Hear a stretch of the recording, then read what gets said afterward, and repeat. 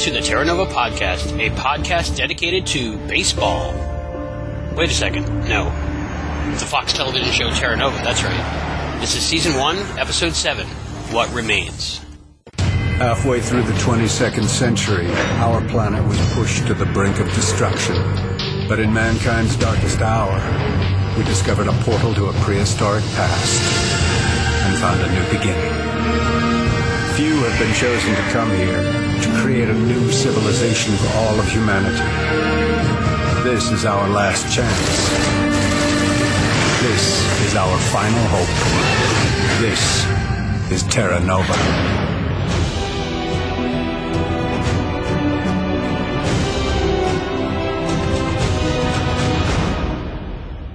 I am your host, Albie. And this is your co-host, Heather. Heather, first impressions of What Remains.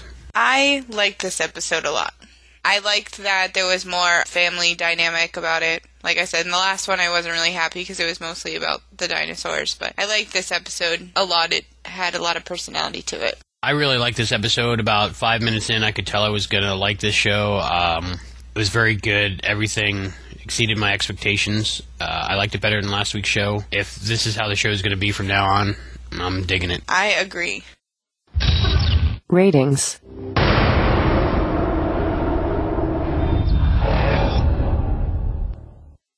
Alright, ratings for Terra Nova. What Remains are totally foobar. They came in all crazy because of baseball. Apparently, people at Fox thought some kind of baseball game was more important than Terra Nova. So it bumped Terra Nova back about 50 minutes. So all the ratings and all the numbers are all messed up.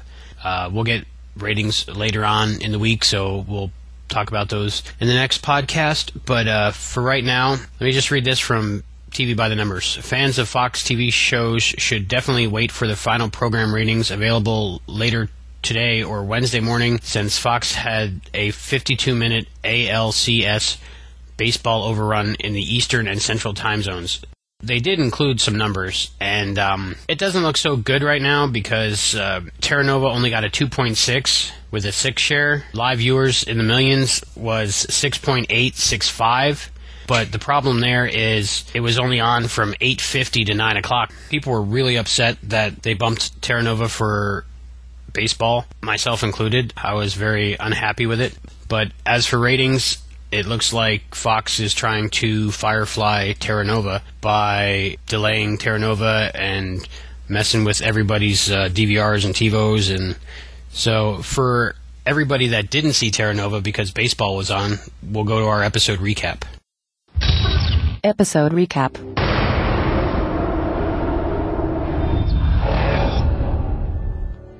Terra Nova, Episode 4, What Remains. Outside Terra Nova, a not-right-looking man toys with a prehistoric insect inside some sort of lab before wandering outside. There he finds a giant dinosaur standing above him. The man, now effectively the insect, grins vacantly before a dino chomps down. Back at Terra Nova, Jim and Elizabeth are walking through the market. Elizabeth explains that no one has heard from a researcher working outside Terra Nova. She then boards the rover with Taylor to check it out. They arrive at the lab recently exited by the vacantly grinning and now missing scientist. Inside they find strange notes proclaiming, "This is not a dream. Worse, multiple people are locked inside a room, most strapped to tables and babbling incoherently. One woman claims to be in the middle of the Detroit food riots, an event taking place 85 million years in the future." Elizabeth then finds a video recording from the researcher, who talks about pathogens and short-term memory loss. Back at Terra Nova, Josh and Sky sit outside while he fiddles on the guitar. Soon, her hand is on his leg. He smiles and continues playing. At the lab, where Taylor returns from outside with news, he found the researcher's boots, with feet still in them.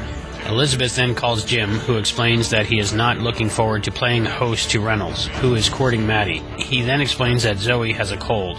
After hanging up, Elizabeth muses, "Zoe? Who is Zoe? Uh-oh, the pathogens are loose." Later, Reynolds shows up to eat dinner and study with Maddie. He leaves, and Maddie worries that it was the worst first date ever. Jim explains that the worst first date was with his eventual wife, but that it turned out to be well worth it. Maddie smiles. The next morning, Jim visits Washington, who explains that the outlying lab has been quarantined on Taylor's orders. Jim heads to Malcolm, requesting to borrow the good doctor's rover. Malcolm agrees under one condition. He comes too. Jim then sneezes as he caught the cold from Zoe. Malcolm gives him some prehistoric medicine to chew on. Meanwhile, Josh, who gets even more cozy with Sky, eventually leaning in and kissing her, but Josh pulls away, explaining that he made a promise to bring his future girlfriend to Terra Nova. "What if I told you I might know a guy who could help you with that?" Sky whispers. Later that evening, Jim and Malcolm arrive at the outpost lab. Luckily, they wear breathing masks so as to avoid the pathogens. What they can avoid, however, is Elizabeth carrying a huge gun. She shoots, sending a blast of energy that knocks down Jim. Elizabeth clearly doesn't recognize her husband, but she does recognize Malcolm. Elizabeth gives the doctor a very familiar hug. Jim is horrified. "She's at university," Malcolm explains later. "She and I just started dating." So the first stage of this airborne virus is short-term memory loss, followed by serious memory loss, followed by catatonia. Malcolm explains that he can cure the virus with Elizabeth's help, so long as she stays lucid. So Malcolm pretends that it is indeed 20 years ago, or 85,020 years ago, when they were dating. Meanwhile, Sky introduces Josh to a bartender named Tom. Turns out bringing someone from the future is expensive. "You're the cop's son, right?" Tom the bartender asks. Because trust is important around here. Back at the outpost, Jim shows Elizabeth a video of herself explaining the symptoms. Elizabeth finally accepts that she has been exposed to a pathogen and tells Jim and Malcolm, whose masks were knocked off, that they all must hurry. Suddenly, the power goes out. Ovisaurs are chewing on the power cables. Jim volunteers to check it out and runs across the unconscious body of a Terra Nova soldier. Is a sick Taylor responsible? Sure enough, Taylor springs from a hole in the roof, armed with a gun. "Move a muscle and I'll blow your head off," he growls. Jim tries to explain to Taylor that he isn't at war in Somalia in 2138. "The only question is who's running this mind game on me," Taylor growls. Meanwhile, Elizabeth and Malcolm discover that the lab was secretly running experiments on gene manipulation. Malcolm then suggests they skip class today, and he tries to kiss Elizabeth. Jim returns just in time to break them up. Malcolm snaps back to the present after his momentary slip. The pathogen is starting to take hold. So why isn't Jim showing symptoms? No one is sure. Jim then explains that Taylor threatened his life before letting him go. Worse, Taylor is likely trying to find his way back to Terra Nova, risking bringing the pathogen to the human populace. Just then, a Ovisaur slips into the lab from the open ceiling hatch. Jim rushes to close and lock the door between the dino and the humans. Malcolm starts to freak out at the sight of the creature, which didn't exist when he was at university, so Jim hits him, knocking him out cold. So it's all up to Elizabeth. "Do we know each other?" she asks her husband. "We're more than just acquaintances, aren't we?" "You could say that." Taylor, who smears dirt on his face and then sneaks up on Terra Nova, knocking out a patrolling guard, and then spotting Washington. Her presence seems to confuse Taylor, who served with her in Somalia. Back at the lab, Elizabeth finds notes in her handwriting. Josh, Maddie, Zoe, Jim. Understanding dawns on Elizabeth's face. "What happens if we both forget?" she asks. Jim refuses to entertain the notion, and then sneezes. The cold medicine that Malcolm gave Jim must be the key. Something in it is blocking the pathogen. Cut to Maddie, who has found out from Reynolds that her parents are locked away in a quarantine lab. The lovebirds go to see Washington, who urges them to leave. Too late, Taylor appears out of nowhere and holds a knife at Reynolds' throat. Washington tries to talk down Taylor, telling him that they won the war in Somalia. 7 years ago, you led us to this place so that we could have a second chance, she yells. This is home. Taylor demands to see his wife. Washington explains that she died. Distraught, Taylor's about to cut his own throat when Washington blasts him with one of those force guns. He goes flying backwards. Then back at the lab, Elizabeth has a revelation. It's not the medicine that's blocking the pathogen, but the cold itself. Jim then attempts to give Elizabeth his cold by kissing her deeply. The next day, Taylor wakes up at the hospital with a smiling Elizabeth and Washington watching over him. Turns out that Elizabeth made a vaccine for the pathogen. Malcolm is okay too. Everybody is okay, but not everything is okay, as the bartender Tom, who ventures into the jungle to find the Sixers waiting. He gives them supplies he has taken from Terra Nova and tells Mira that he has struck a deal with the sheriff's son to bring back a girl from the future. Mira smiles. This could be a great opportunity to undermine law enforcement in Terra Nova.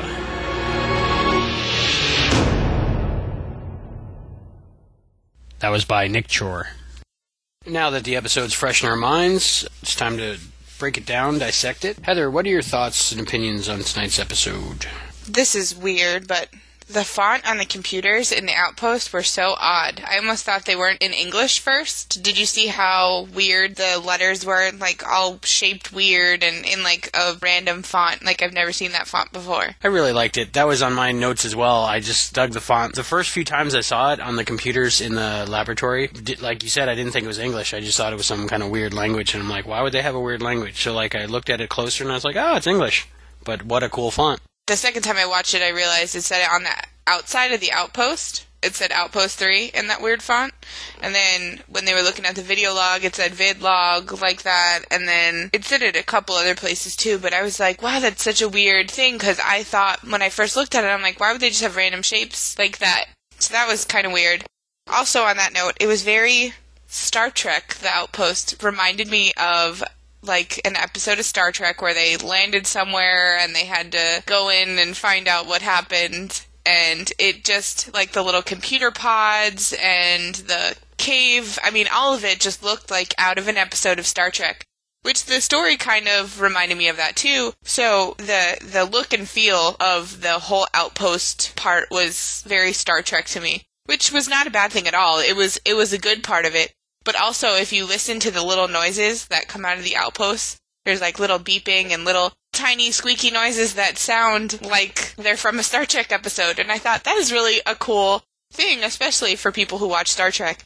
I figured they would kind of appreciate that connection, considering there are writers and producers from Star Trek on Terra Nova. The first 5 minutes, I was really into it, and I think that's one of the reasons why, because I was watching it, I was like, ooh, I'm watching an episode of Enterprise or Voyager or Deep Space Nine. This is really cool. I wonder what Janeway's going to do in this. Oh, wait, there's no Janeway. But this is a really cool episode anyway.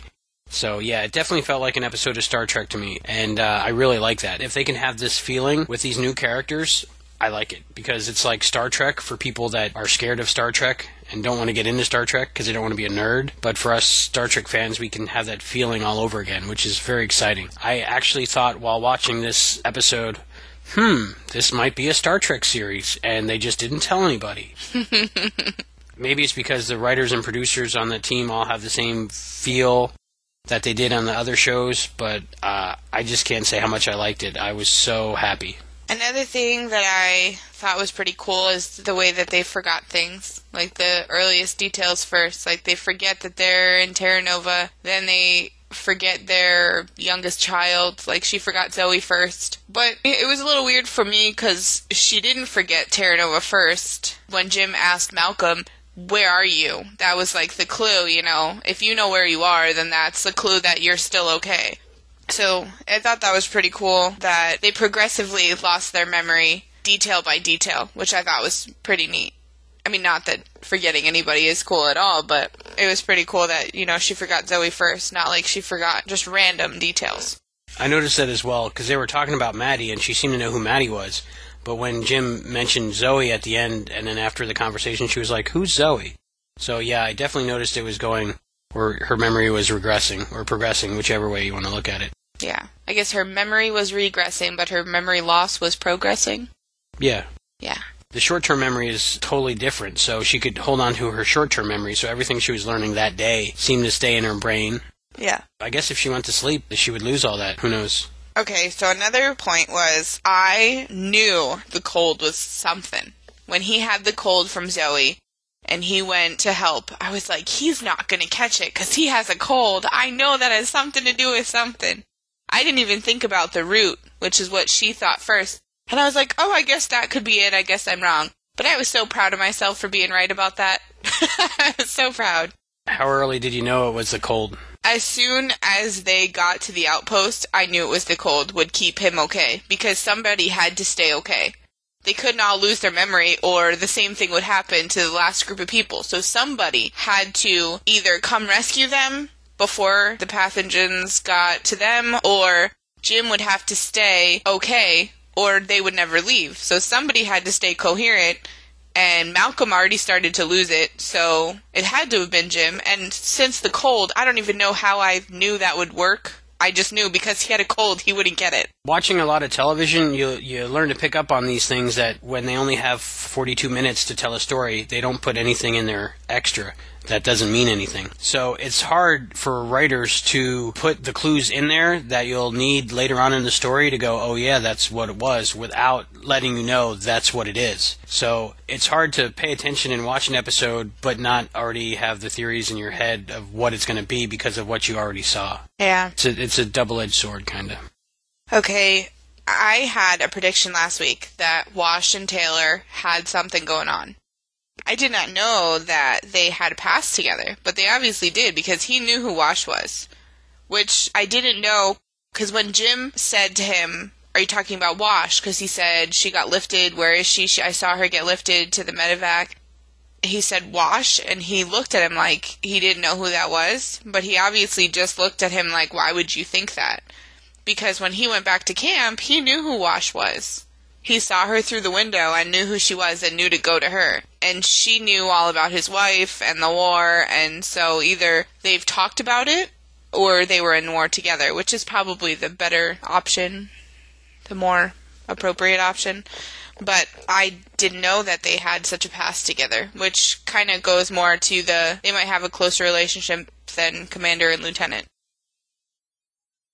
During this episode, I was thinking about like Malcolm Reynolds and Zoe from Firefly, how they have a really strong bond and a close relationship without necessarily it being sexual. I mean, it could be because he lost his wife, 10 years ago, I'm guessing, from this episode. But there's definitely a strong bond there. Like, they know each other inside and out, and they're always there for each other, and, they always got each other's backs. Yeah, I was thinking that last episode, actually, the Zoe and Mal thing, but I still think that there's a sexual connection or attraction. I don't know about on his part, but definitely on her part. My last one is someone at Hope Plaza must have sent the Sixers, because there's no way that the Sixers would be contacting Hope Plaza without Taylor knowing if Hope Plaza wasn't in on it.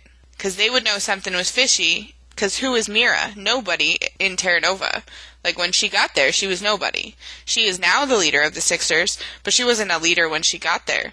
As far as we know, she wasn't anybody special, but now that they're separate, if they're contacting Hope Plaza, they're either saying that they're Commander Taylor, which would get kind of messed up if somebody got back to Commander Taylor with a message that they sent. So I'm assuming that Hope Plaza is in on it if the Sixers can contact them. Because remember, he said that he didn't want to contact Hope Plaza because they might be in on it and he didn't know who to trust. So I believe that the Sixers were sent by Hope Plaza. Now, I'm not sure why. Probably has something to do with the crazy drawings on the rocks, which we will learn more about next week, I'm sure. I think that's what they showed in the preview. I don't know what you think about that. Were the Sixers contacting Hope Plaza, or were they just contacting the future? Because maybe that signal that they send through while the wormhole is open can go, there might be somebody in that Hope Plaza city or Chicago itself that can receive transmissions when the wormhole is open. That's true, too. I'm going to stick with my Hope Plaza is in on it theory, though. In any organization, there are people with separate agendas, so I'm sure there's people in the whole Hope Plaza organization that are working with the Sixers. That's very plausible. Yeah. Okay, that was it for my topics. I wanted to say, first of all, that the dinosaurs in this episode looked amazing. The slashers didn't look so good in the pilot to me, but the Carnotaurs in this episode looked amazing. It looked right on par with the best Jurassic Park dinosaurs out there. I know there's been some talk on the internet how they're not as good as, movie dinosaurs, but this episode, I think, it was amazing. They really looked like real dinosaurs. The Brachiosaur that was walking looked like it could be a real Brachiosaur. It looked like an elephant, but 10 times larger. So I was very impressed by that. The Ovisaurs looked pretty good. Thumbs up to the special effects team on this episode. Amazing. Oh, yeah, definitely. I thought the Brachiosaurus that was walking by looked like an elephant. I'm like, wow, just because my brain connected it with that, but I mean, the belly and the legs look so real that it looked like it could be an actual animal that exists today. I like how Taylor, while he was on his motorcycle, thought that people were playing mind games with him, so he saw the Brachiosaur and he was like, no way. and he just kept driving right under its legs like he was just having some kind of illusion or implanted memory or something. At least he didn't do that with a Carnotaurus, because that would have been really bad. Yeah, they would have found his boots with his feet still in him on the motorcycle. Yeah. I liked the little notes that people were writing themselves when they knew they were losing their memory, like, do not leave the building, and this is not a dream. You know, these are scientific people, and they know their own handwriting, and they know if they wrote something to themselves, there's a reason. So I like that idea.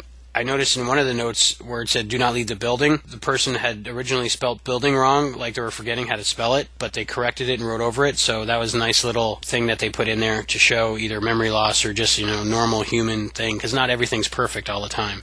On TV shows in the past, a lot of things were always perfect, but life isn't perfect, so it was nice to see little things like that in there. I like the teenagers of Terra Nova were having a little drinking game. Every time they saw a meteorite or a shooting star, they would take a shot. So I thought that was interesting, because they couldn't, watch a TV show and then take a shot or something.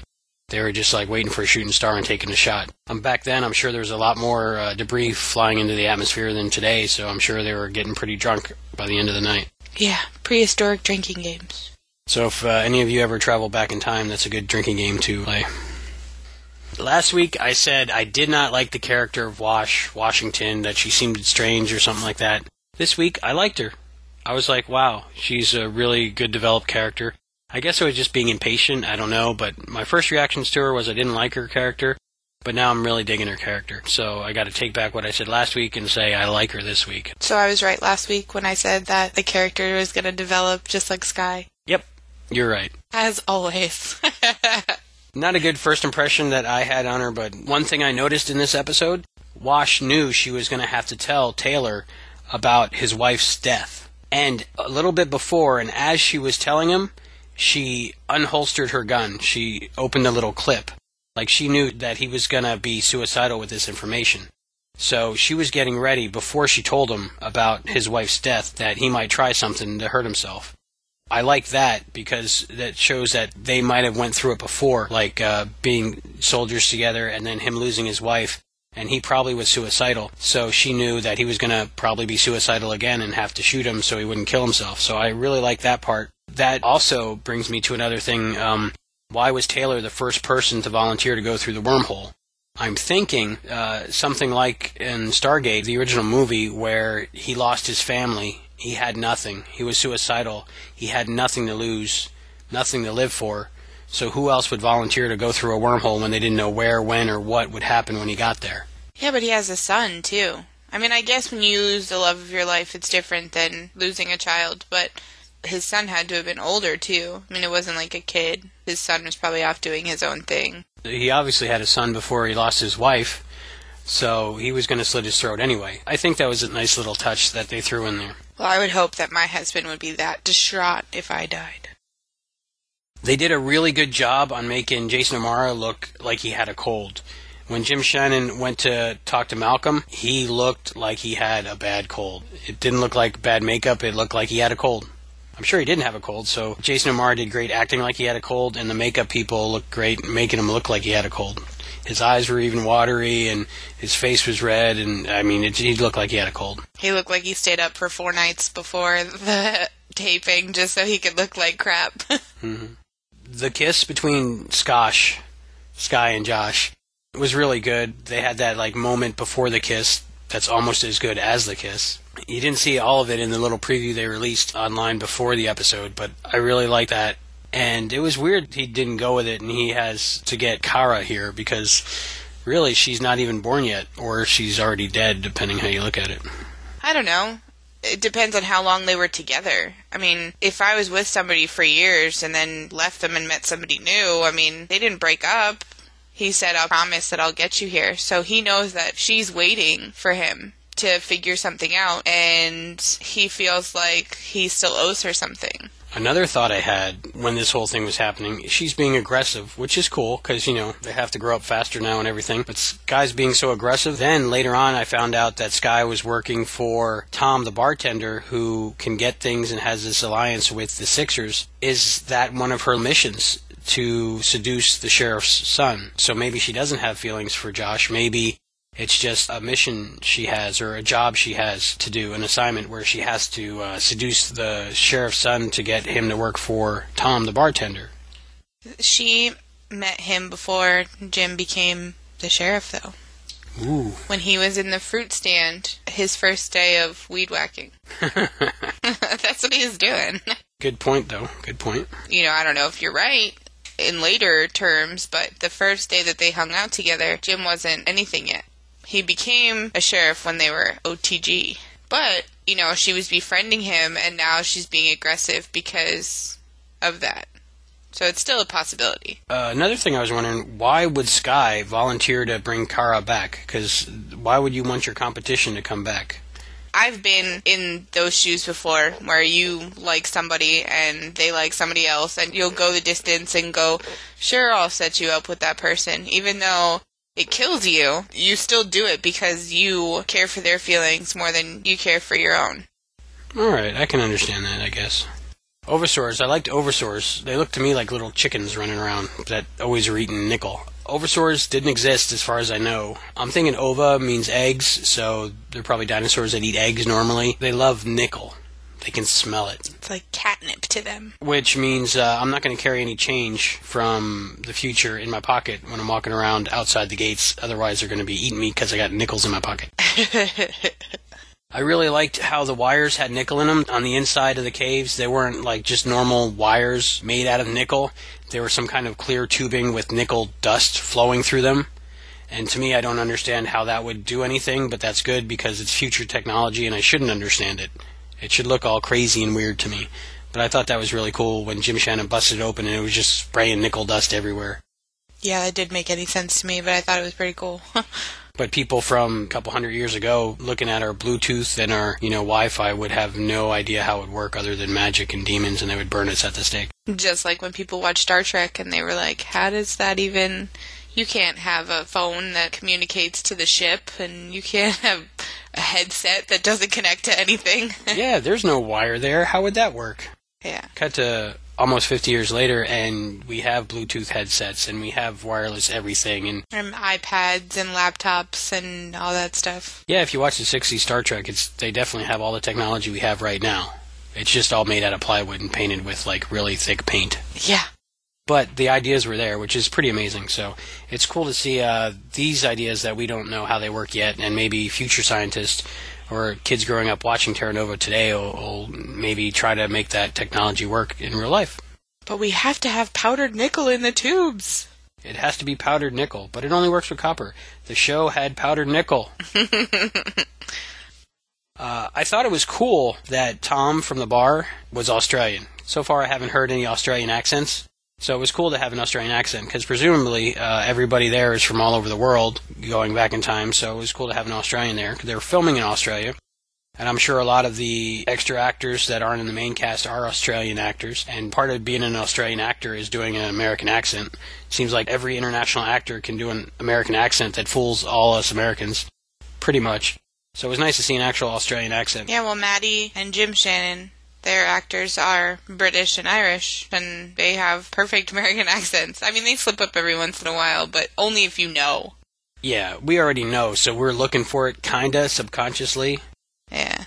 But, yeah, Maddie, every once in a while, I can hear her British accent come out. When Zoe got lost in the pilot in Genesis, I heard, a strange accent. But that was not from the shot on the day. That was ADR, additional dialogue recorded, and it was in the surround channels, but she was going, Zoe, Zoe, but it sounded British. And different things. They slip up here and there.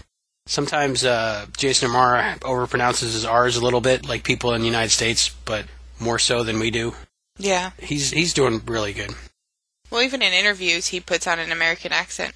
I find that odd, because I like it because, when you're watching Hugh Laurie in an interview or on an award show, he's talking all British. Totally throws you off. Yeah, you're like, that's not House. I don't understand what's going on. you know, but it's just off-putting. A lot of people, Anna Torv, she's Australian, I think, also. Yeah. John Noble's Australian from Fringe, but perfect American accents. But when they're doing interviews, they have their normal speaking voice, and it just freaks you out a little bit.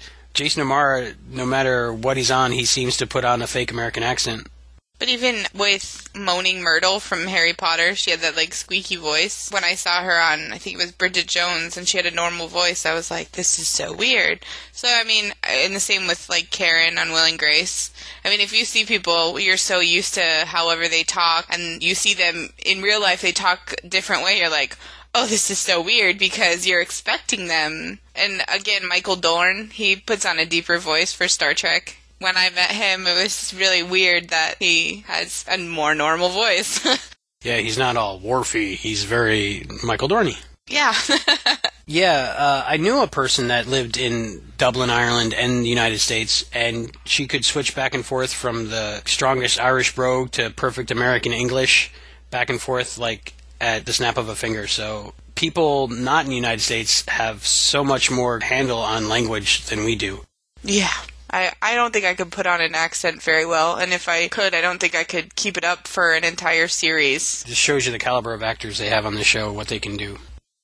So Mark Reynolds. Reynolds' name is Mark. So what did you think of the Mark Reynolds-Maddie little date they had in their relationship and their courting that they're doing? I think it's cute. I remember when I was younger and like had my first date, and it was so nerve-wracking because you're like, oh my gosh, I'm alone with this person and they're gonna think I'm a total spaz. I mean, when you get so nervous and so ahead of yourself, especially when you don't know what to expect. It's nice to see the young relationships, and they're so realistic because, I mean, everybody's been on their first date and everybody's nervous on their first date. And not everybody has tons of facts in their head like she does. So I'm sure that being a girl and being nervous and talking because you're nervous, you automatically just say things you're not even thinking about. And she just has facts upon facts in her head. So that's what she spits out about the key lime pie, and lime's not even being around yet, so it's not real key lime pie. Almost like a really pretty version of John Ratzenberger's character, Cliff Clavin, on Cheers, where he just mentions random facts for no reason. But that seems to be her nervous tick. If she doesn't know what to say, she Wikipedias. Maddiepedia. Maddiepedia. She just Maddipedias all over the place. That sounds so dirty. It doesn't sound right. No. So I thought it was really cool that Jim Shannon accidentally walked in on them just talking, hanging out, and he said, I'm sorry, and he closed the door back up. So it shows that he was a cool dad, that he wasn't getting all freaked out about his daughter starting a date. I think he trusts them both. I mean, I think he trusts Maddie because she's responsible and, knows what's going on. She's very smart. And I think that she trusts him because he is, an officer, and he does understand that they have to grow up faster. And so I don't really think you have any control, but it's nice that he admits that it's going to happen, and he just kind of closed the door back. Most dads would rip the door right open and say, you have to leave this door open, or whatever. So it's nice that he gave them their privacy. Reynolds is an officer and also a gentleman. Yes. He's courting Maddie correctly, courting the proper manners and such, so that's nice of him. When Elizabeth and Jim are in the outpost, and Elizabeth asks Jim how's his hacking skills, he says that Maddie taught him a few things. I thought that was odd because, our generations nowadays, the kids teach the parents about how to use computers and how to use technology and stuff like that, because the parents nowadays didn't have that much technology when they were children. But nowadays, kids are born with an iPhone in their hand before they can read, and they have laptops and computers, and all their devices have computers in them, so kids are techno-savvy before they're potty trained now. So why wouldn't Jim Shannon know how to hack a computer as good as Maddie? Well, I think that it's just going to keep increasing because you taught your parents how to use a computer, and you still teach your parents today how to use a computer. And I teach my mom how to use her iPhone, and our kids are going to teach us how to do whatever. I mean, we can't even get the concept of what technology our children are going to be teaching us because we don't know what's coming up next. So I think when you're younger, you're easier to adapt to technology. I mean, when I grew up in school, we got taught in elementary school how to use a computer, how to use the internet, how to do Word documents and this and that. And I know that when my mom went to school, they didn't teach that. And I'm sure now they teach kids more stuff on the computer and stuff like that. I mean, I know they don't really allow cell phones and stuff in classrooms now, but I'm sure we'll get to a point where tablets are what you bring to class, where that's what you learn off of, So I'm sure that that's just how it goes. Plus, he was in jail for 2 years, so he might not be as caught up on technology as everybody else. But I don't think that is ever going to change, that kids will teach their parents how to use technology. All right, another little thing. I like the little design elements that they were putting in everything. I noticed it more this episode than other episodes, because they had red panels. They were like a dark red panel with light red designs on them, and that same design seems to be carved into the wood in the homes. It's just a little weird little design, and I like that. It ties the whole thing together. Everything has that little design in it. I don't know if that's functional or just for decoration, but I liked it. I liked how the writers picked Gorman's disease, because it's like Alzheimer's, but worse. Because if they called it Alzheimer's, that he was working on a cure for Alzheimer's, then by 2149, they're going to have a cure for Alzheimer's. If they said they're still looking for a cure to Alzheimer's, and it had already been cured, in future reruns, it would seem silly. So I'm glad that they made up a fictional disease that doesn't exist, because that can't be cured. Yeah, well, because they're working on Alzheimer's cures now, so you'd think... Yeah, so, they learned their lesson from, shows that happened in the 50s and 60s, and they did future things, maybe Twilight Zone or something like that. They do episodes about the first men landing on the moon. Things like that become obsolete because they presumably happened in real life. They didn't use Alzheimer's, they used Gorman's, so I really like that. They're covering but it's future-proofed. So these shows can rerun long into the future without seeming antiquated. Yeah, I like that. I'd have to say my favorite part of the show was when, at the end, Jim kissed Elizabeth. It was like Elizabeth got to have her first kiss with Jim all over again. She was pretty lucky there. Yeah, they did good on that, too, acting kind of nervous, and the actors did a great job. My last thing was wild sorghum. What is sorghum, Heather? I don't remember that in the show either. That's what Tom traded the Sixers for, wild sorghum. It makes a great hooch, but what is it? I'm thinking it's some kind of starchy root or something. Sorghum is a genus of numerous species of grasses, one of which is raised for grain, and many of which are used as fodder plants, either cultivated or as part of pasture. So it's like a grass or a wheat or something. Some species of sorghum can contain levels of hydrogen cyanide, bordenine, and nitrates lethal to grazing animals in the early stages of the plant's growth. Stressed plants, even at later stages of growth, can also contain toxic levels of cyanide. Huh. So don't drink too much of the hooch from Tom's bar. One species, sorghum bicolor, is an important world crop, used for food as grain in sorghum syrup or sorghum molasses, fodder, the production of alcoholic beverages, as well as biofuels. Most varieties are drought and heat tolerant and are especially important in arid regions, where the grain is staple or one of the staples for poor and rural people. Sorghum is an important food crop in Africa, Central America, and South Asia, and is the 5th most important cereal crop grown in the world. Right now we have a segment from TC on an article from Jessica Brown. This is TC again, and I'm always excited to be here to talk to you.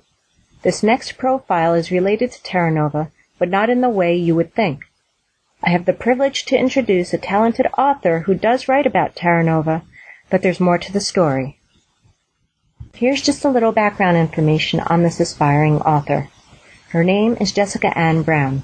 Jessica currently lives in Costa Rica with her husband of 14 years, 4 children, and she calls herself, quote-unquote, just your average mom. But she is more than that. Jessica made the sacrifice to put her writing on hold in order to have a family. So she's raising her family and facing some roadblocks that life just happens to throw at us at times. It wasn't until recently that she became inspired to write again, all because she rented the movie Twilight for her husband. As it turned out, he didn't like it, but Jess loved it, and in less than a year her motivation went into full gear. She has said that she's written so much that if you put it all together, it should be equivalent to a book by now. You may have read some of her articles on TerraNovaTV.net, which is where I first discovered her. The following is the first article I read on that website, and it instantly caught my attention. The article I'm speaking of is The World in 2149, Is Terra Nova Something Like a Real Future? It's an ingenious article that compares the fiction of Terra Nova and how it is related to quote-unquote real life. You can also find some of her own stories on fanfiction.net and on WordPress, where you can find her personal blog called Down the Rabbit Hole. On October 13th, 2011, she posted a blog on her personal page called If Today Was Your Last Day, which left me with something to think about. She's expanded her writings and has already mastered fanfiction.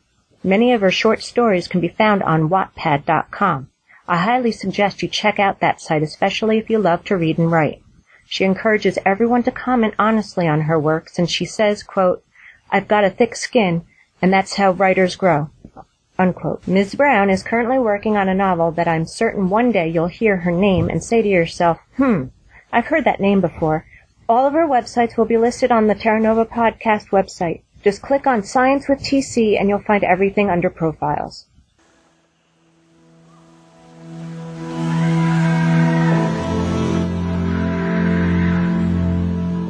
Yeah, I'll definitely check that article out. One article I did read from Jessica Brown was in defense of the dinosaurs, because people were giving dinosaurs of Terra Nova a lot of gruff and not being on par with Jurassic Park and stuff.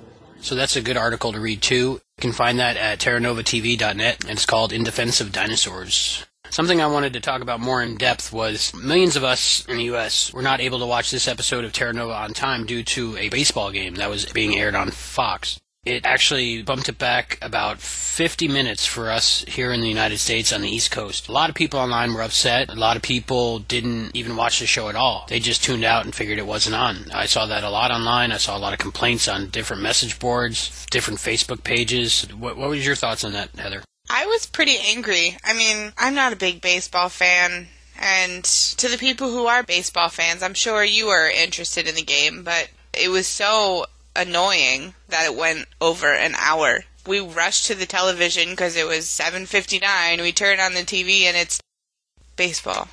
It was just so disappointing.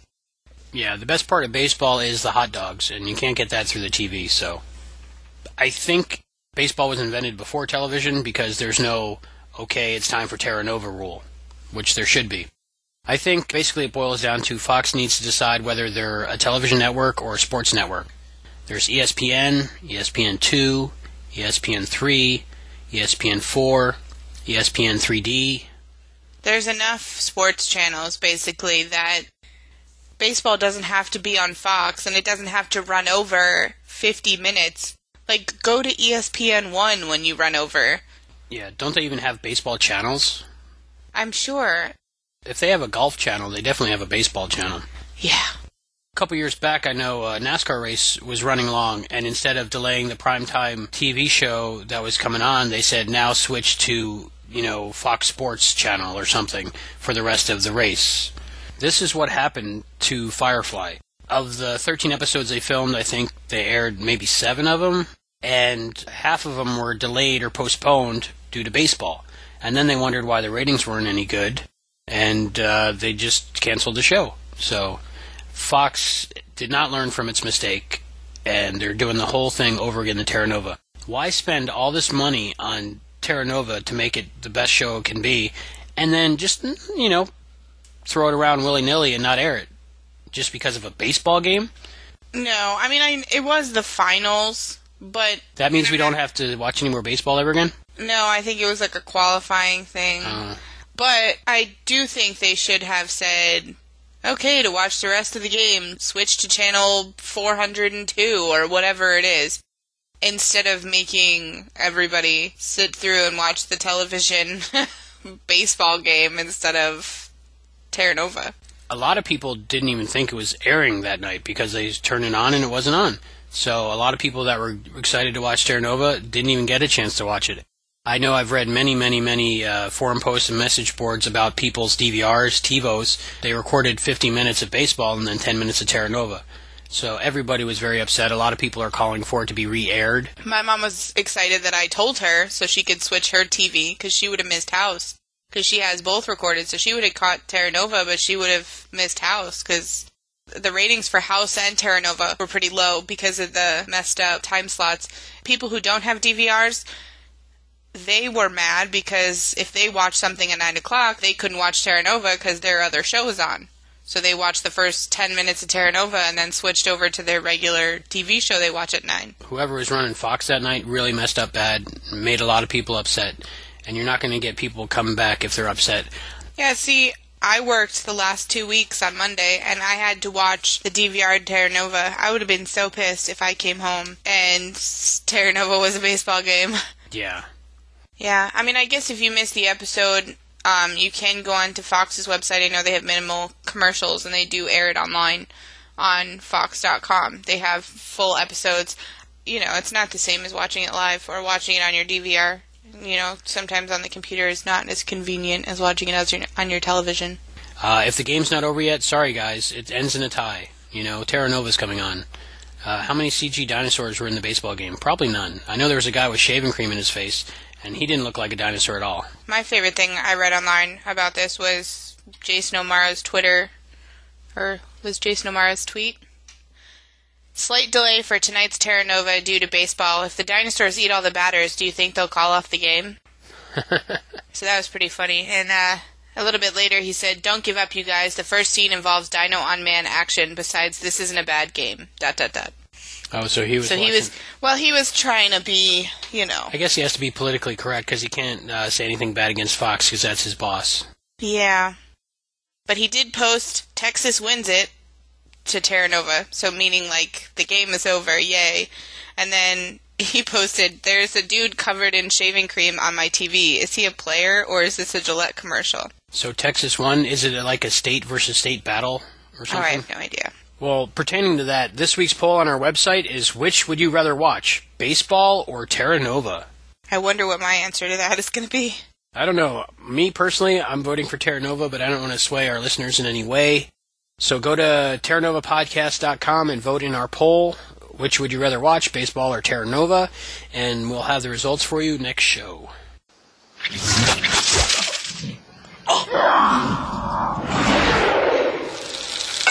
Coming this fall to Fox CBS FX, Jurassic Park and Lost in the same TV show. Dinosaur. Lost human. Future, yes.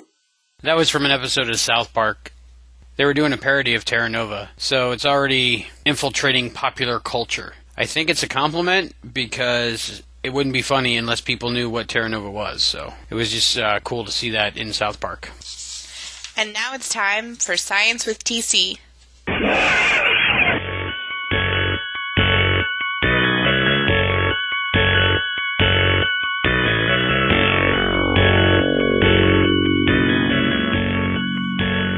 Hey everyone, welcome to the part of Terra Nova's podcast where I take the fiction out of science fiction. I'm your host TC, and I'll be discussing science topics that somehow relate to the television show on Fox, Terra Nova.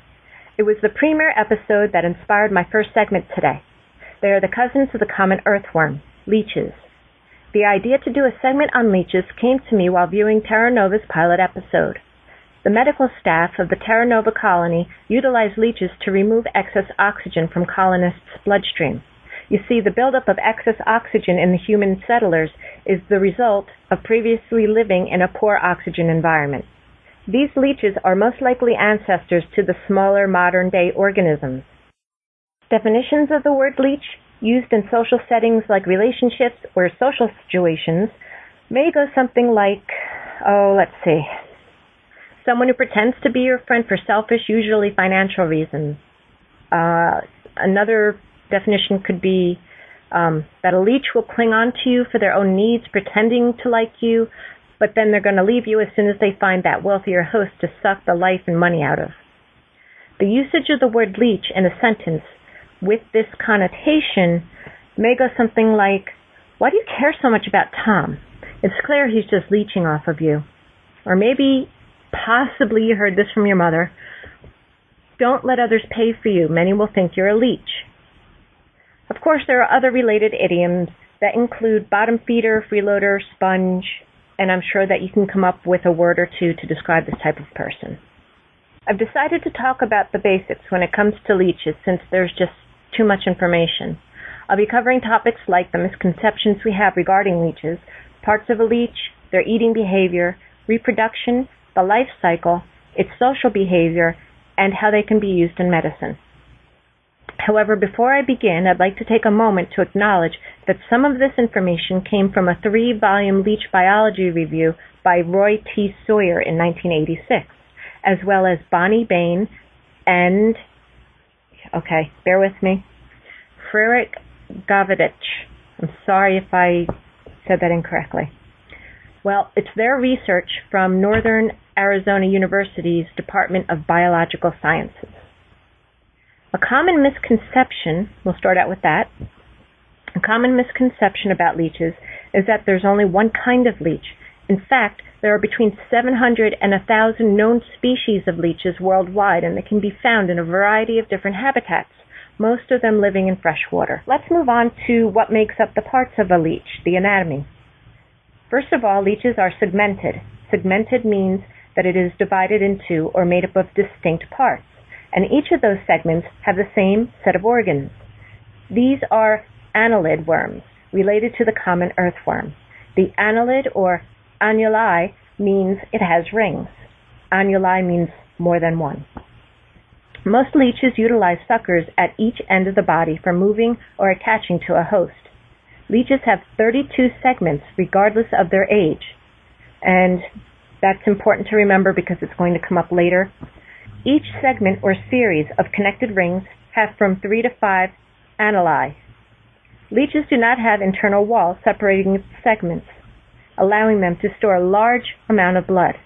There are a number of sense organs that leeches use to detect feeding opportunities.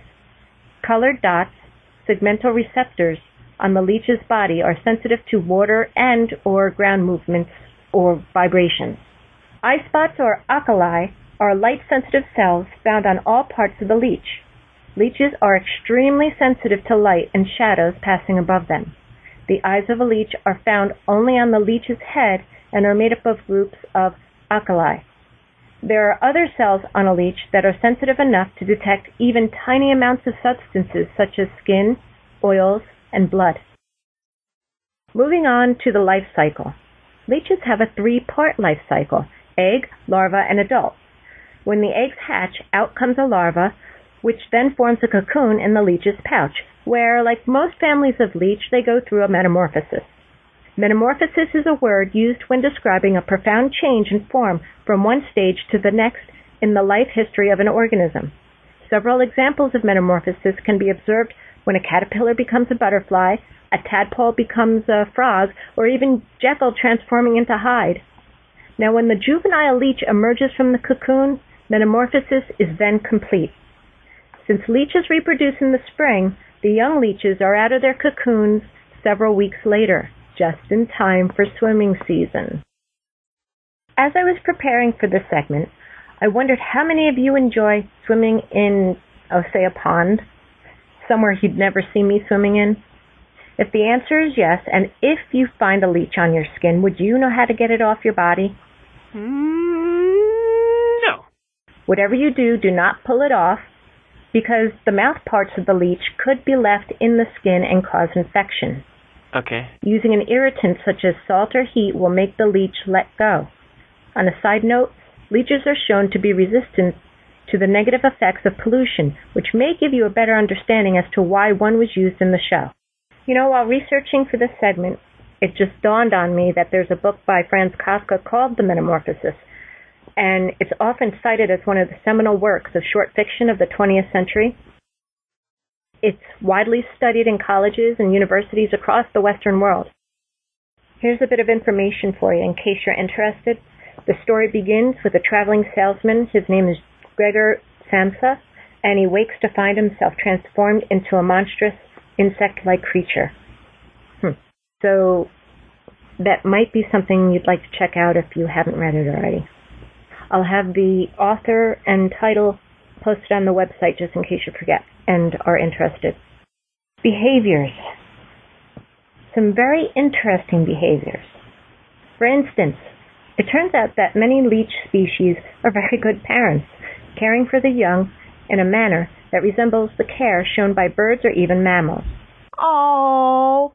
They can care for their young in a variety of ways, including building nests for them, carrying broods of eggs, or young attached to their ventral surface, or even, in several species, carrying the eggs and young in an internal pouch like a marsupial.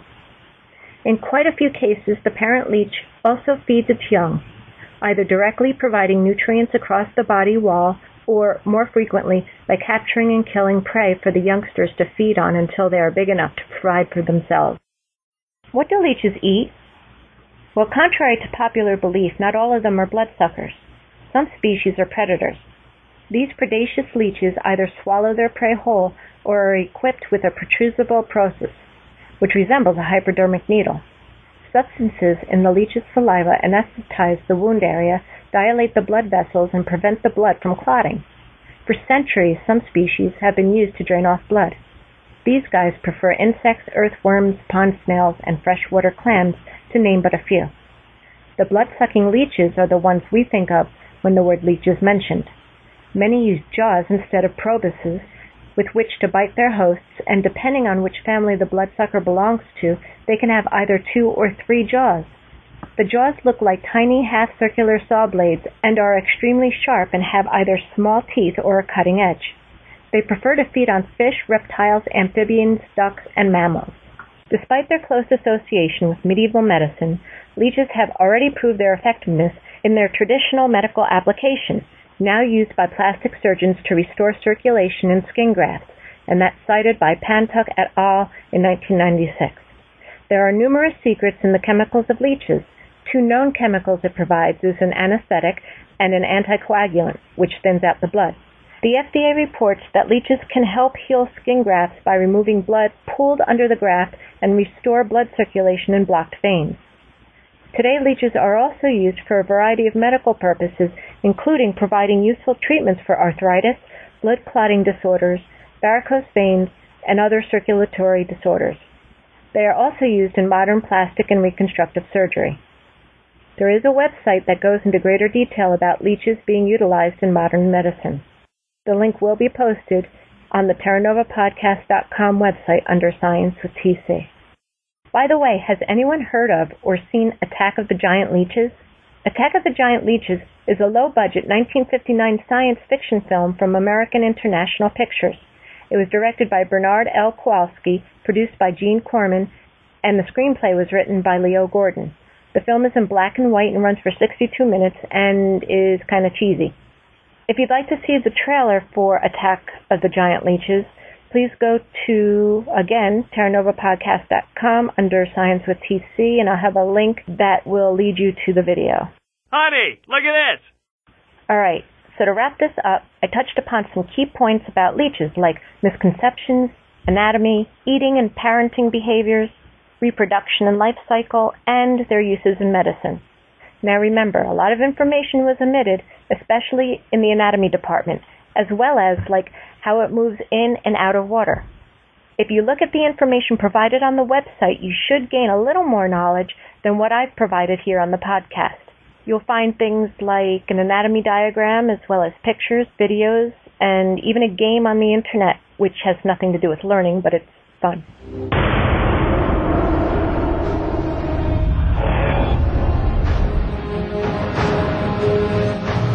And now we'll go to some feedback.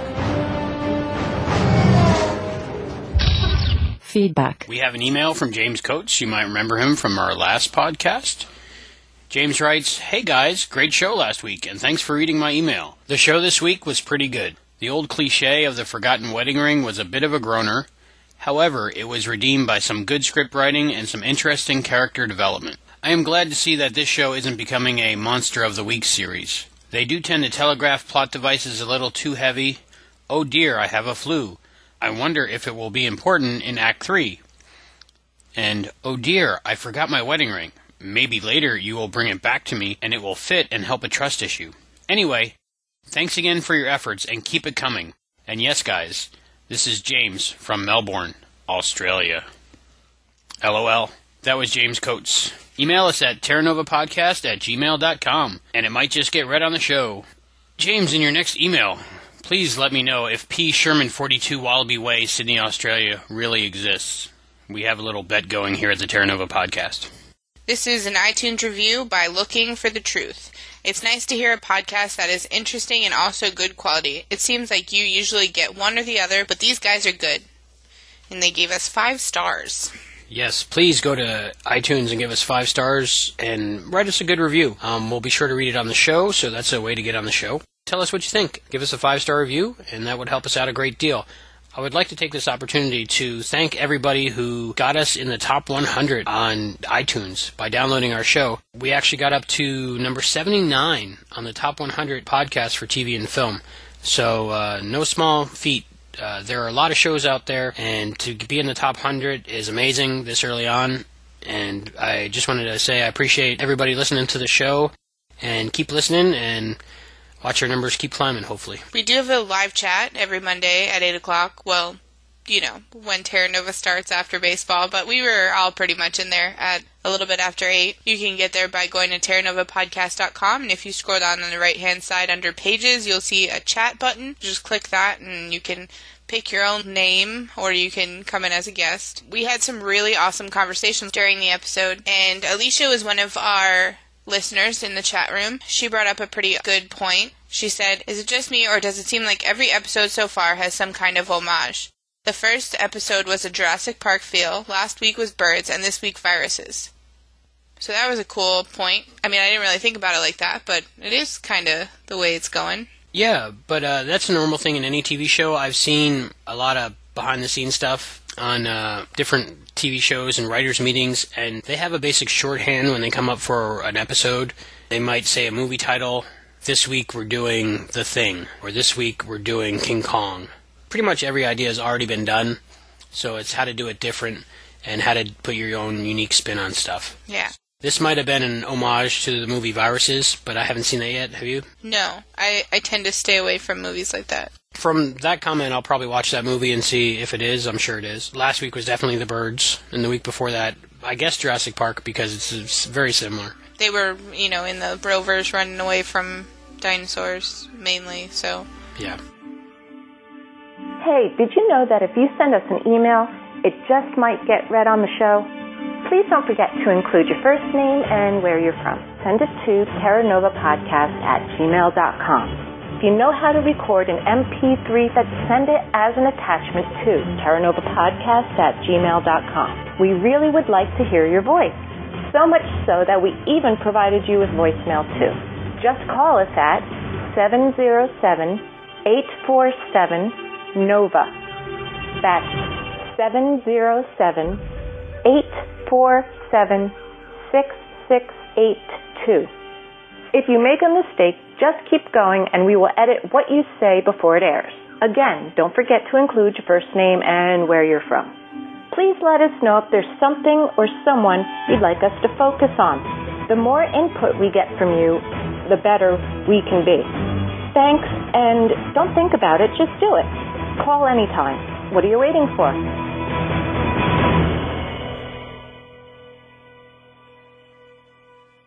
I'd like to go to an impromptu interview by Jason Amara interviewing Alana Mansauer, Zoe. Alana, we've just finished a take.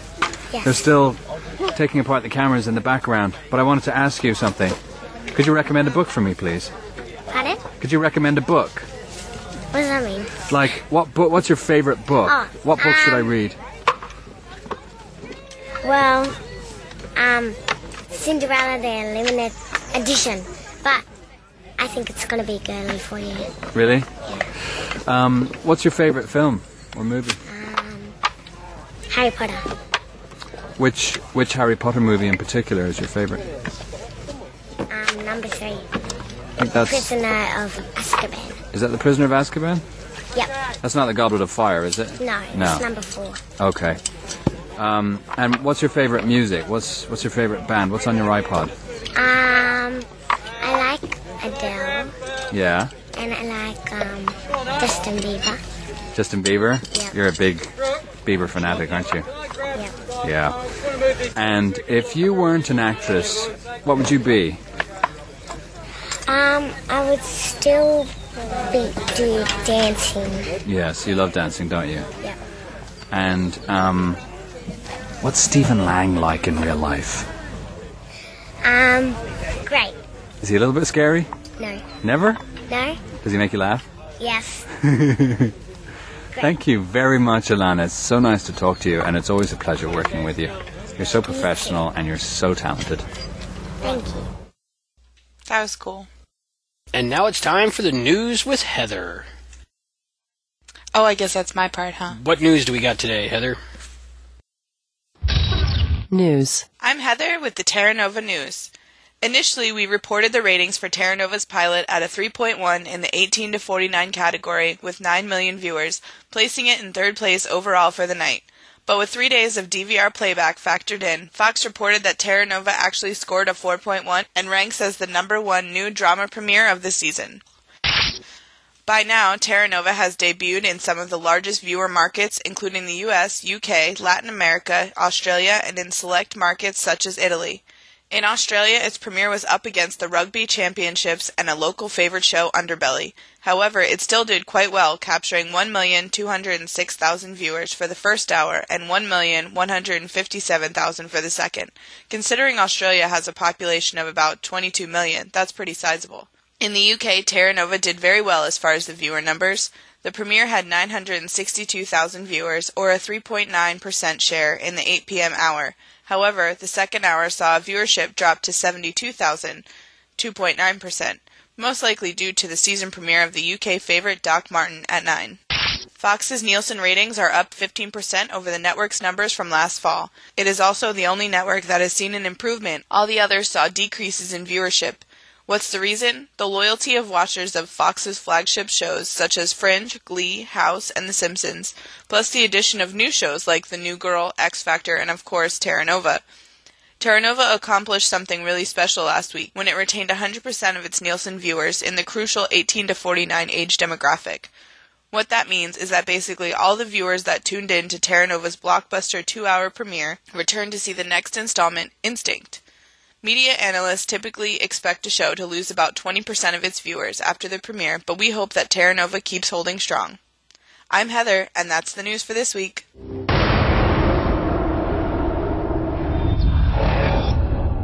Thank you, Heather. You are welcome. Incidentally, we are looking for a new news girl. Because I am way too busy. It's hard to co-host and be a news girl at the same time, so if you're interested in being our new news girl, make a little demo clip of you reading some Terra Nova news and send it to Terra Nova Podcast at gmail.com, and we'll let you know.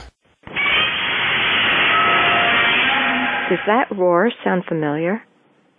Hopefully it does, and if you're my age, it should.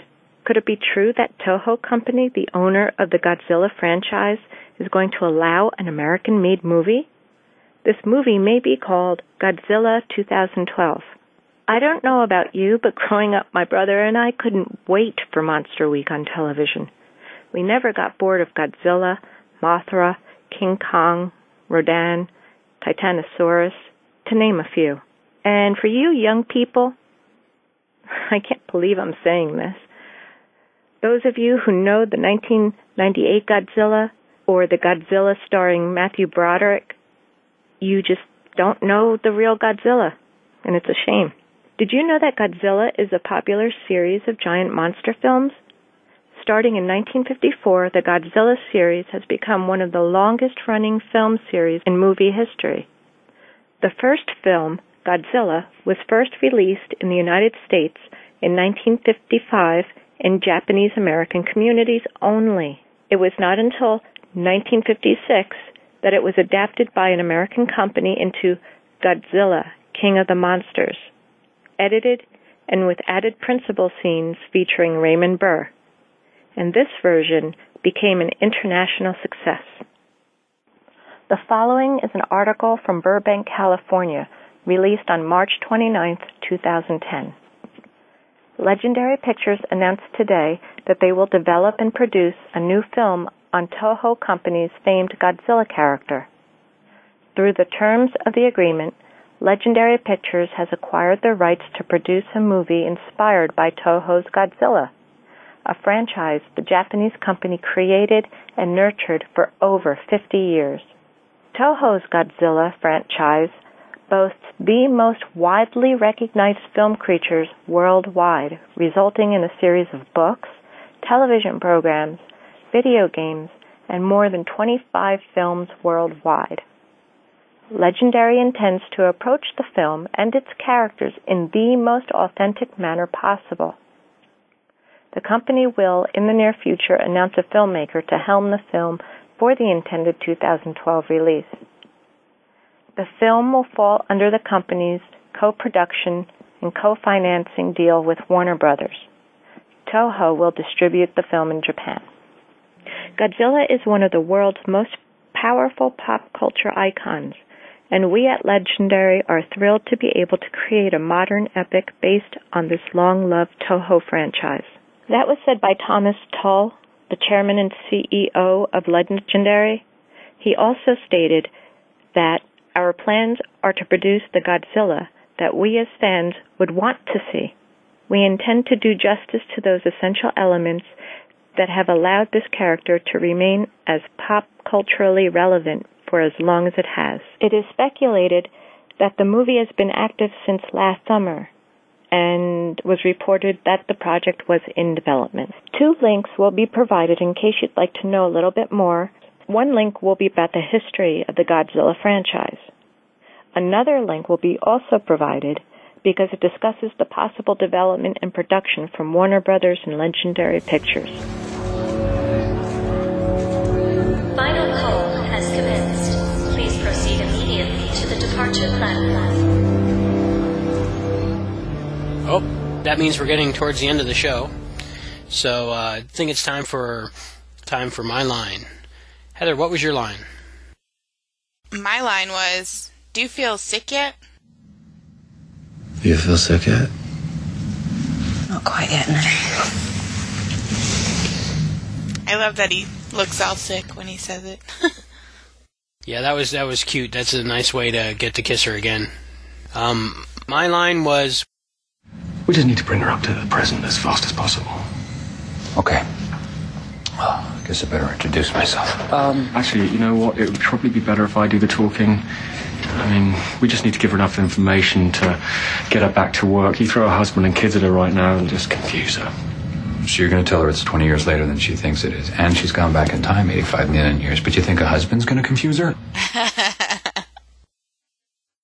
Jordan, his line of the episode was, he didn't get to see the episode because of baseball. TC's line of the episode was, when Jim walks in on Malcolm in his delusional state trying to kiss Elizabeth. You're so beautiful. What? Let's get lost today. Malcolm, hey, look at me. I am looking at you. I can't help but look. This doesn't feel right, Malcolm, please. Yeah, Malcolm, please. Jack! What are you doing? He's been infected. Oh, no, I'm fine. I'm fine now. I just drifted, but I'm okay. Where are you?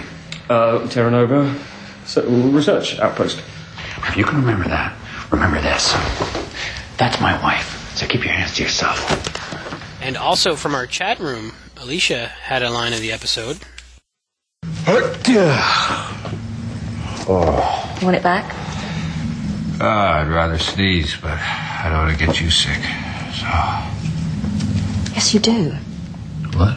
I'm such an idiot. It's not this root, it's your cold. Cold? Yeah, your virus is counteracting the one that Jocelyn engineered. So it's blocking the cell receptor so the pathogen can't get through. All I have to do is identify the serotype, and we should be able to manufacture a treatment.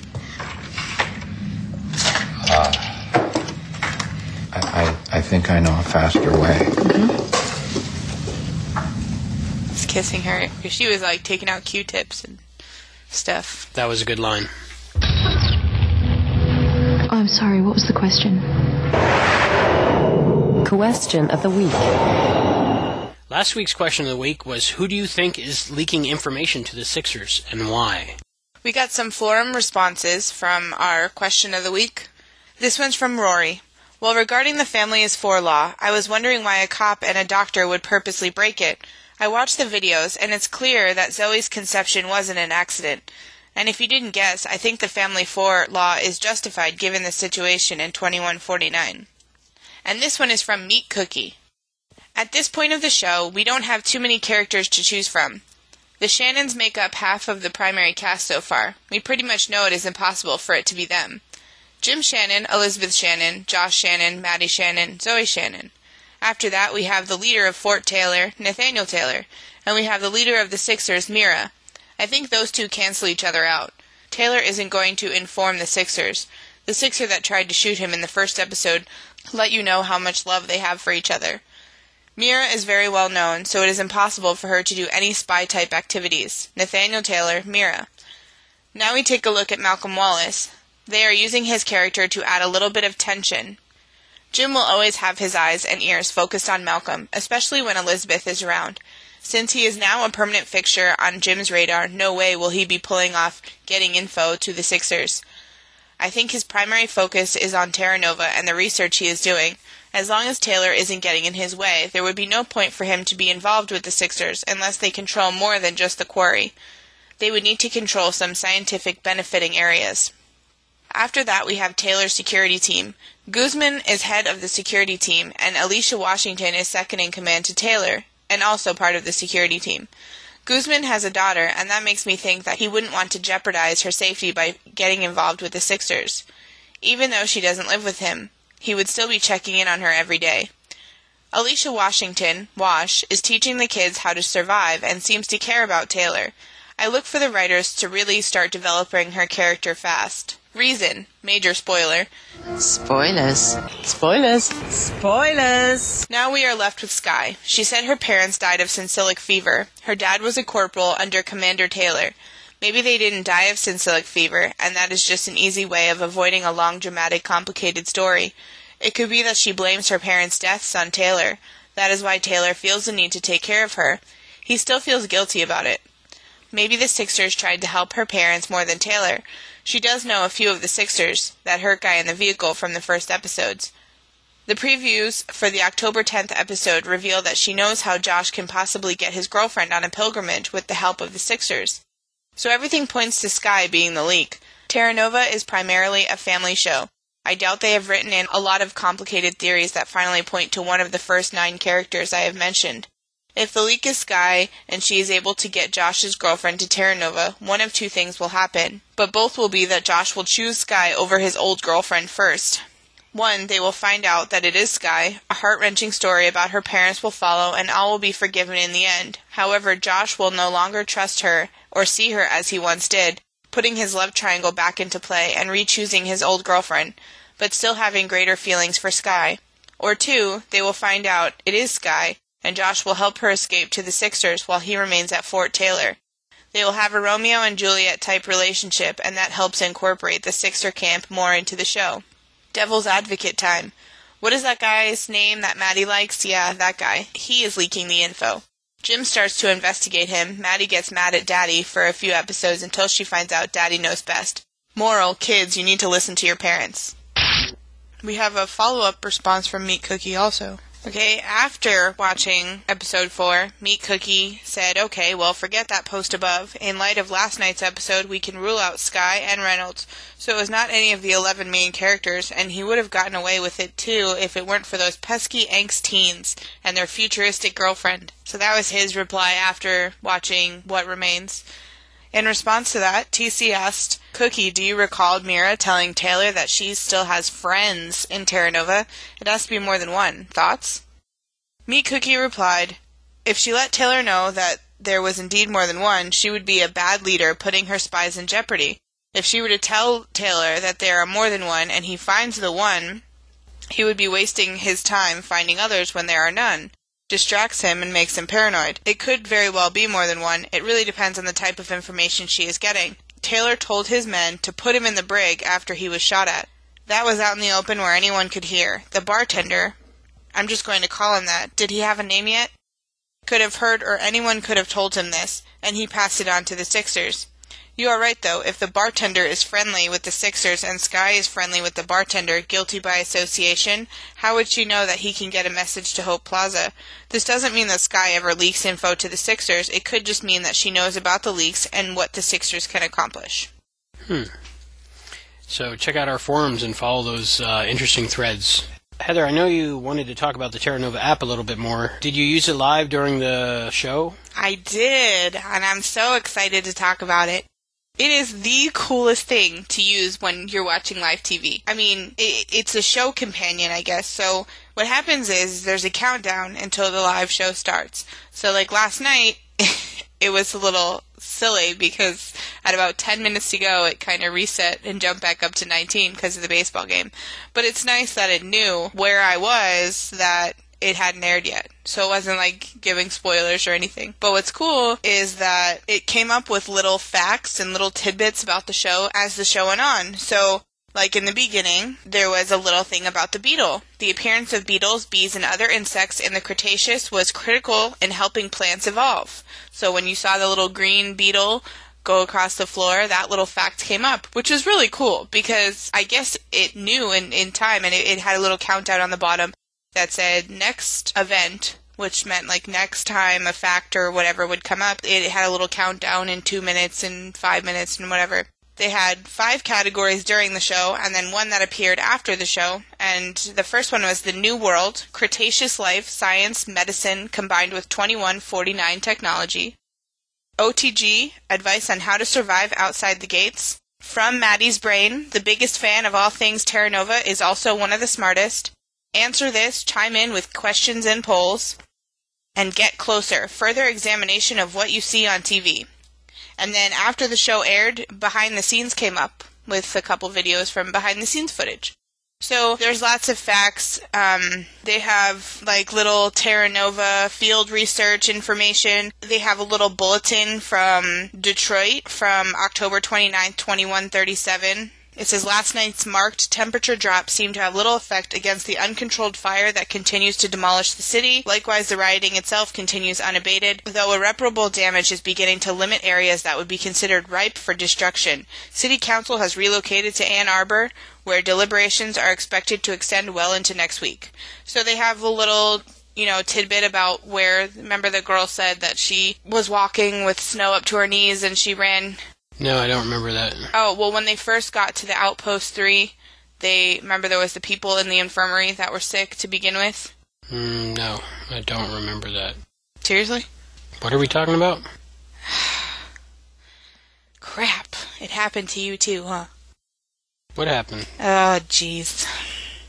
I remember something about a TV show, but I'm not quite sure what TV show. Anyway... What I thought was cool was when the Brachiosaurus went walking across the screen, it came up, oddly, the front legs of the Brachiosaurus are longer than their hind legs. So I thought that was pretty cool. And on the Maddie's Brain section, there's facts about limes and about Zoe's cold and about catatonia. It says, catatonia is incredibly difficult to reverse, as many of the conceivable treatments can result in worsening the condition. And she has a little comment on Mark Reynolds. It says, dating protocol in Terra Nova may be painfully old-fashioned, but I really like how awkward it makes everyone. It levels the playing field for me. So I guess that's the protocol in Terra Nova. Who's Maddie? Oh, jeez. Are you going to forget who I am soon? No, you're Heather, right? Yeah. Yeah, we just met a little bit ago, right? Oh boy, somebody help. If only I had a cold. But it's just really cool to find out more information about the show when you're watching it, especially considering it's live. And you kind of look forward to each time a little segment is going to come up. That's my little tidbit on the app. Really? I just want to watch Mr. Wizard World and G.I. Joe. Okay, well, Albie seems to be coming down with a case of catatonia, so I'm going to play the preview for next week's episode. Do you have any final thoughts? Mama. Okay, well, I guess that's enough for this show. Hopefully it doesn't catch up with me soon. Alright, this is Heather signing off for me and Albie. Thanks for listening. Say see you next week, Albie. See you next week, Albie. Ah, jeez. I feel like what is this?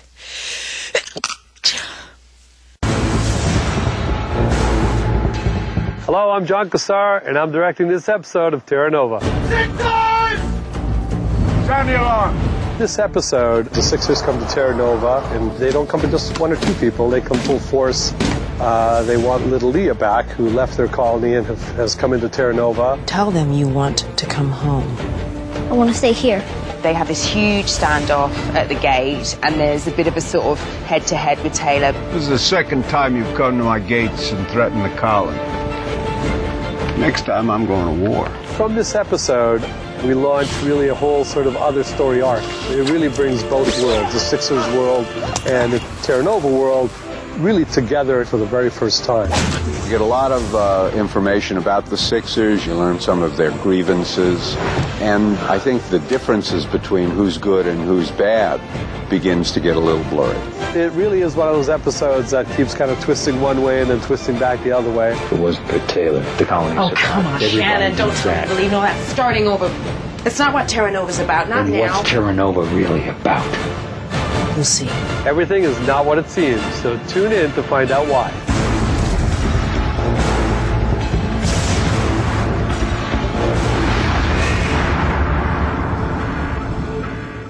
They went 85 million years into the past to save our future. You have something that belongs to me. This is the second time you threatened the colony. Next time I'm going to war. Fox Monday, she's a runaway with a mysterious secret. What's going on here? There's nowhere to run. That could take the colony to the brink of war. Sound the alarm! Will loyalty be the first casualty? What is Terra Nova really about? You'll see. All you Terra Nova, this Monday at 8, 7 Central on Fox. Thank you for joining us for this episode of the Terra Nova Podcast. Go to terranovapodcast.com each week to listen to new installments of the Terra Nova Podcast. The Terra Nova Podcast is not affiliated with 20th Century Fox Television, Churnin Entertainment, DreamWorks Television, or Capitol Entertainment. While at terranovapodcast.com, join our forum so you can stay connected to the Terra Nova Podcast community. Follow us on Facebook and Twitter to get behind-the-scenes information, exclusive content, and to be notified first when a new episode is available. Support from listeners like you help keep the Terra Nova Podcast operating. You can find a link to donate using PayPal at the bottom of our website. Get the latest Terra Nova Podcast gear by checking out our Cafe Press store. The link is available on our homepage. The thoughts and opinions expressed in this podcast are those of the individual and do not necessarily represent or reflect those of the Terra Nova Podcast, Barron Space Productions, its partners, or affiliates. Special thanks to Stephen Norder for web maintenance and ZeroPain.com for providing reliable and painless web service.